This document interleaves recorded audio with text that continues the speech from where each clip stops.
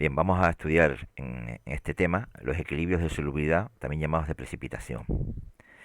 Vimos en el tema anterior, el tema de equilibrio, cómo podíamos disponer equilibrios homogéneos en que todos los componentes que están en equilibrio están en la misma fase, y equilibrios heterogéneos en los que unos componentes están en una fase y otras en otra.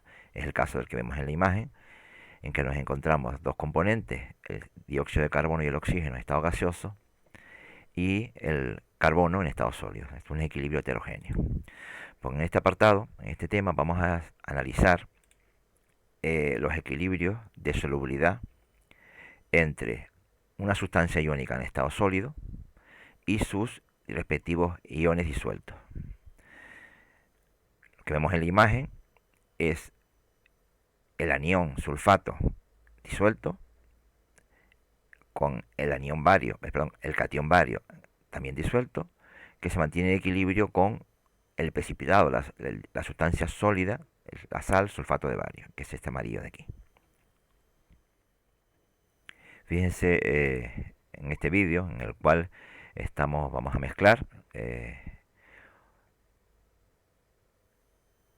hidróxido de sodio.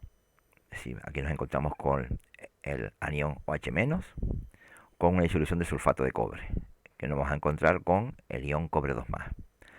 Al mezclarlo se va a formar una sustancia insoluble, que es el hidróxido de cobre, de color azulado, como lo vamos a ver ahora. Vamos a verlo. Y se observa cómo se forma este precipitado, esa sustancia insoluble, que es el sulfato, el hidróxido de cobre, y se va a mantener en equilibrio el precipitado, el hidróxido de cobre, con los iones OH- y cobre 2+. Ese es el tipo de equilibrio que vamos a estudiar en este tema. Bien, constantes de los equilibrios heterogéneos. Como vimos en el tema anterior, a la hora de hallar la constante de un equilibrio heterogéneo, solo vamos a tener en cuenta las sustancias gaseosas o disueltas, ya que las sustancias sólidas y las sustancias líquidas se puede considerar que su concentración no varía a lo largo del tiempo y por tanto la podemos introducir en la propia constante. Como comentamos en su momento, esta sería la expresión general de esta constante de equilibrio en que tenemos dos sólidos y un gas. Esta sería la verdadera constante de este equilibrio, en el cual la concentración del carbonato cálcico sólido y del óxido de calcio sólido las vamos a añadir a la constante real de este equilibrio, y por tanto la verdadera constante que vamos a estudiar, con que nos permite estudiar el equilibrio, es esta. Solamente influye el CO2, que es el que está en estado gaseoso. Bien, solubilidad de compuestos iónicos poco solubles. La solubilidad de una sustancia es la máxima cantidad de la misma que puede disolverse en un determinado volumen o masa de disolvente. Eso sí, siempre a determinada temperatura, ya que, como sabemos, los equilibrios se ven influidos por la temperatura.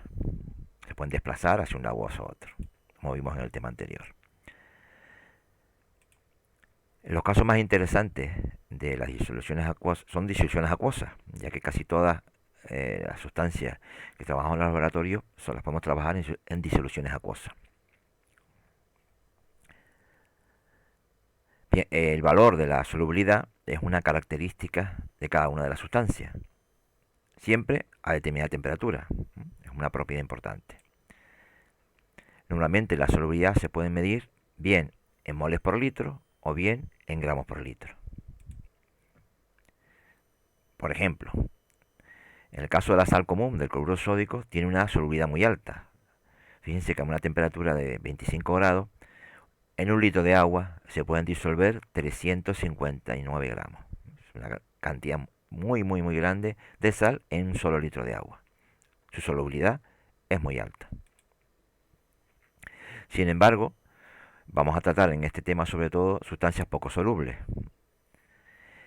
¿Cuándo consideramos una sustancia poco soluble? Bien, a modo de esquema, para tener una ligera idea, consideramos sustancias solubles aquellas que, siempre tomando de referencia a los 25 grados, su concentración en la disolución saturada es igual o mayor a 0,5 moles por litro. Es decir, 0,1 mol se pueden disolver en un litro sin que se precipite. De ahí para arriba consideramos que las sustancias son solubles. Vamos a considerar sustancias poco solubles aquellas que admiten como mucho entre 0,1 mol y 10 a la menos 3 moles por litro. ¿De acuerdo? Entre 0,1 mol y 10 a la menos 3 moles por litro.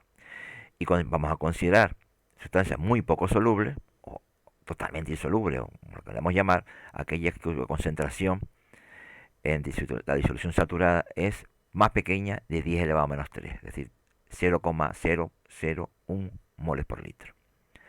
Aquí en este esquema, que lo podemos ver en los apuntes, tenemos a modo de ejemplo qué tipo de combinación de aniones y de cationes nos producen sustancias solubles, insolubles, a modo de esquema y de idea. Y vamos ahora a ver las constantes de equilibrio. Aunque una sustancia sea muy insoluble, siempre habrá una pequeña cantidad de iones en disolución. Por tanto, siempre va a establecerse el equilibrio, aunque su constante sea muy pequeña. Si tomamos como referencia, a modo de ejemplo, una sal como el cloruro de plata, disolviéndolo en agua, se establece este equilibrio. Cloruro de plata sólido con agua, y va a producirse, se va a generar una pequeña cantidad de ion plata más acuoso disuelto y ion cloruro, el anión cloruro disuelto. El precipitado de cloruro de plata es blanco. Bien, si establecemos las mismas ideas que vimos en las expresiones de las constantes de equilibrio de los sistemas heterogéneos, la constante, aplicando la ley del equilibrio, podría ser esta, ¿no? Concentración de los productos elevado a su correspondiente coeficiente estequiométrico, ion plata más, ion cloruro menos, dividido en la concentración de los reactivos, en este caso el cloruro de plata sólido y el agua líquida. Como vimos en estos sistemas, estas dos que están aquí abajo, podemos suponer que estas concentraciones permanecen constantes y la podemos pasar a la izquierda para generar otra nueva constante, caso S, que solamente, como ven, aparece multiplicada las concentraciones de los iones, del catión y del anión. A este tipo de constante se le llama constante de solubilidad, Ks, o constante de producto de solubilidad, constante de Kps. Da igual, digamos, el nombre que lo pongamos, realmente no deja de ser una constante de equilibrio. Aquí tenemos la constante de equilibrio de esta equilibrio de precipitación que estamos viendo del cloruro de plata. Bien, es importante este tipo de equilibrios, ya que si conocemos la caso S, ¿sí?, la constante de solubilidad, podemos hallar la solubilidad de la sustancia. O al revés, si conocemos la solubilidad de la sustancia, podemos calcular la constante de equilibrio, la constante Kps o Ks, constante de solubilidad. Por ejemplo, para calcular la solubilidad del sulfuro de plomo 2, queremos calcular la solubilidad de esta sal, aquí lo vemos, del sulfuro de plomo 2, que en principio estaría en equilibrio con sus cationes y ion correspondientes, en este caso el catión mercurio 2 más y el sulfuro, el anión sulfuro. Fíjense que el valor de la constante tabulado es de 3 por 10 a la menos 53. Estamos hablando de una constante extremadamente pequeña, es decir, se puede considerar que esta sustancia es muy insoluble, prácticamente no soluble, pero siempre deben haber, es imposible que no haya una pequeña cantidad, pues que siempre este equilibrio se establece. Claro, cuanto más pequeña la constante, menos cantidad de esto va a haber. La pregunta es, ¿cuánto vale la solubilidad? Bien. Para ello, lo único que tenemos que hacer es establecer el procedimiento de resolución de equilibrios como lo hacíamos en el tema anterior. Si se acuerdan, concentración inicial, concentraciones que se disuelven, en este caso llamamos se disuelven o que se forman, y concentración final o concentración en el equilibrio. El único dato que tenemos es la constante de equilibrio, pero realmente no nos hace falta ninguno más. Fíjense, como no conocemos la concentración inicial de la sal, vamos a llamarla C sub 0. ¿Qué cantidad se va a disolver? Bueno, antes la llamamos X, ¿no? Pero bueno, justo la cantidad que se va a disolver es lo que llamamos solubilidad. Entonces, en vez, ¿por qué llamarlo X? Vamos a llamarlo S.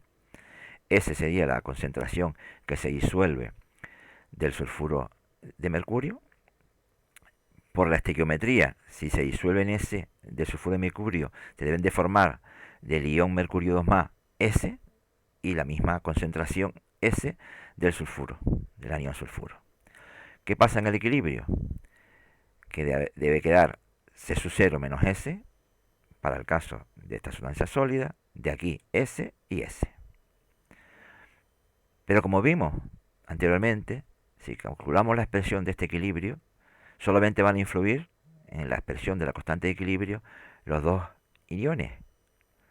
Por tanto, el Ks del sulfuro de mercurio 2 será concentración de mercurio elevado a 1, porque aquí el coeficiente es 1, y concentración del sulfuro, anión sulfuro, elevado también a 1. Bien, ¿esto qué sería? Cuando lleguemos al equilibrio, S, la concentración S y la concentración S. ¿Y qué sería esto? El valor de 3 por 10 a la más 53. Es decir, sustituyendo S por S cuadrado, y podemos despejar la S y obtendríamos por tanto la solubilidad. La solubilidad del sulfuro de mercurio 2 es de 5,48 por 10 elevado a menos 27 moles por litro. Como ven, una cantidad ínfima, pequeñísima, muy difícil casi de detectar, pero existe una pequeña cantidad. Si nos preguntasen, a modo de ejemplo, así practicamos un poquito, ¿qué cantidad de agua hace falta para disolver 1 gramo de sulfuro de mercurio 2? Aquí vemos el sulfuro de mercurio 2.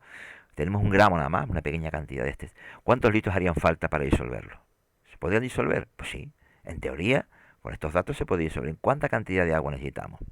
Bueno, basta con tomar como dato la solubilidad, que nos está diciendo que en 1 litro se pueden disolver 5,48 por 10 a la menos 27 moles. Pues lo pasamos estos moles los pasamos a gramos. El peso molecular del sulfuro de mercurio 2 es 232,5 UMAS y nos daría que en 1 litro se podrían disolver 1,27 por 10 elevado a menos 24 gramos. Basta con un cálculo de proporciones. Si en 1 litro se pueden disolver esta cantidad de gramos, ¿en cuántos litros podríamos disolver 1 gramo? Pues fíjense la cantidad que nos da.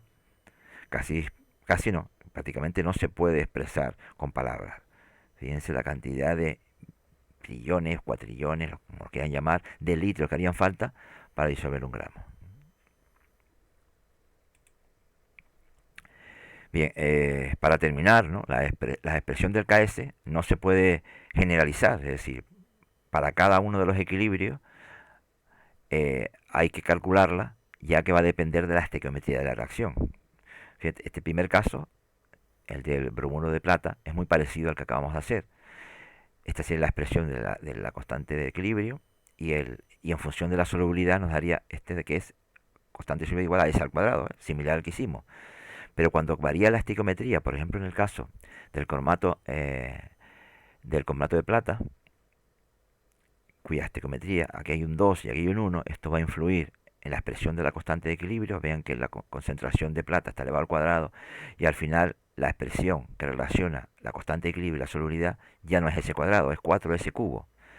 Y si cambiamos por otro tipo de equilibrio con coeficientes estequiométricos diferentes, nos va a dar expresiones diferentes. Es decir, para cada equilibrio habrá que establecer la constante y luego la relación con su solubilidad. Yo creo que con esto, como digamos, vídeo de inicial, tenemos suficiente. Pues nos vemos en el siguiente.